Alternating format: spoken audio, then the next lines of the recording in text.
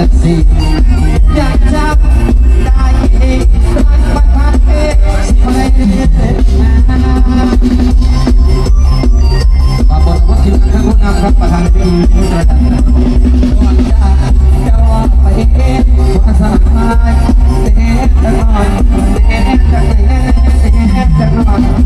คิดทอดถูกสาวเพียงร้อยให้นานนอนเดือดต่อพักอย่าว่าเปลี่ยนใจไปจากไม่หนีไปจากกันไม่นานน้องตาว่าไม่สิโอ้ยไม่มีใช่ครับไปเห็นมีโซ่ครับขอบคุณขอบคุณกันและกันกับพี่น้องน้องกับสมุทรสงครามฝากไว้แล้วกันสังกัดคุณซ้ำๆไหลวันนี้ที่ฝากกันไหลกับขอบคุณขออภัยโอกาสหน้าพ่อกันไม่ครับวันนี้เวลาหมดเวลา